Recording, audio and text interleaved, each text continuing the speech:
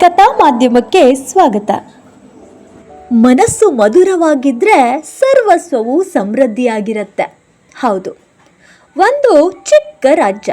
ರಾಜನ ಏಕೈಕ ಪುತ್ರನಿದ್ದ. ಆದರೆ ಅತಿಯಾದ ಮುದ್ದು ಆ ರಾಜನ ಮಗನನ್ನ ಹಾಳು ಮಾಡ್ತಾ ಇತ್ತು. 12-13 ವರ್ಷದ ಹುಡುಗನ ನಡವಳಿಕೆ ವ್ಯಕ್ತಿತ್ವವನ್ನು ಕಂಡಾಗ ರಾಜನಿಗೆ ಕೋಪ ಬರ್ತಾ ಇತ್ತು. ಆದರೆ ಒಂದು ದಿನ ಮಾತ್ರ ಪುತ್ರನ ಕೆಟ್ಟ ವ್ಯವಹಾರವನ್ನು ಕಂಡ ರಾಜ ಆತನನ್ನು ತನ್ನದೇ ಆದ ರಾಜ್ಯದಿಂದ ಹೊರಹಾಕ್ತಾನೆ.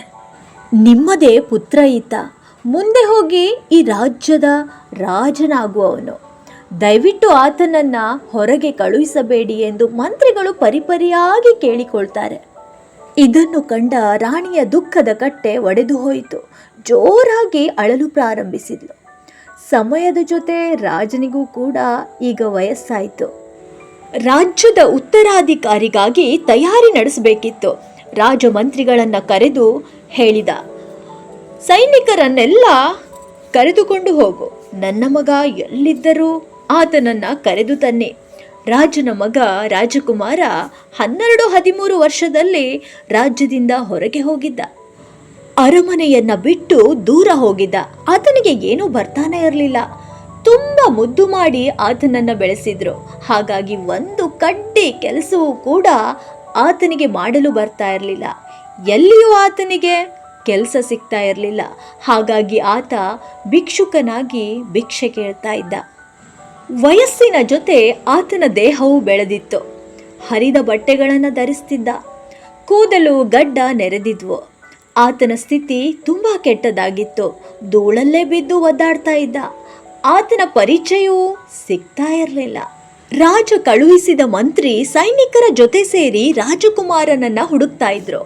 ಪ್ರಭುವಿನ ಕೃಪೆಯಿಂದಲೋ ಏನೋ ರಾಜಕುಮಾರ ನಗರದ ಓಣಿಯೊಂದರಲ್ಲಿ ಭಿಕ್ಷೆ ಕೇಳ್ತಾ ಇದ್ದ. ಮಧ್ಯಾಹ್ನದ ಸಮಯವಾಗಿತ್ತು. ಮಂತ್ರಿಗಳು ಅದೇ ಮಾರ್ಗವಾಗಿ ಸಂಚರಿಸ್ತಾ ಇರುವಾಗ ಆಕಸ್ಮಿಕವಾಗಿ ಅವರ ದೃಷ್ಟಿ ಭಿಕ್ಷೆ ಬೇಡ್ತಾ ಇದ್ದ ರಾಜಕುಮಾರನ ಮೇಲೆ ಬಿದ್ದಿತು.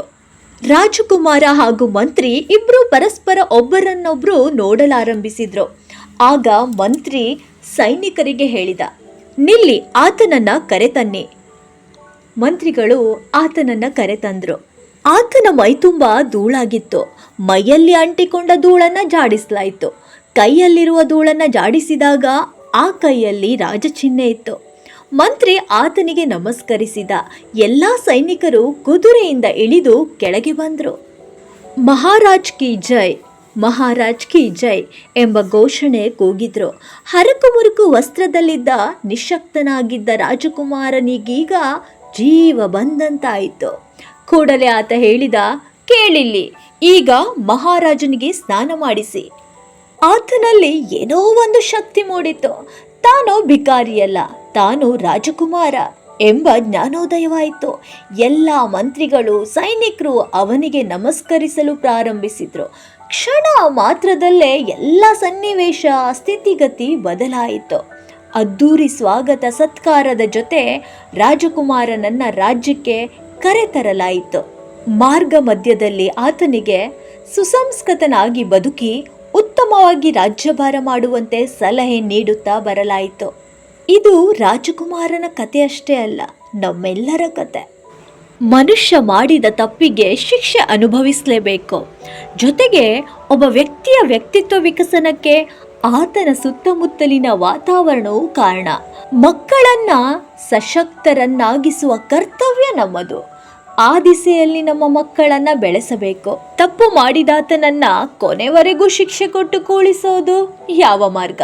ತಪ್ಪು ತಿದ್ದಿಕೊಂಡು ಕೂಡ ಆತ ಮುಂದೆ ಸಮರ್ಥ ಮನುಷ್ಯನಾಗಿ ಬದುಕಬಲ್ಲ. ಇದು ಮನುಕುಲದ ಮನದಾಳದ ಮಾತು. ಇನ್ನೊಂದು ವಿಚಾರದೊಂದಿಗೆ ಮತ್ತೆ ಸಿಗೋಣ. ಧನ್ಯವಾದ.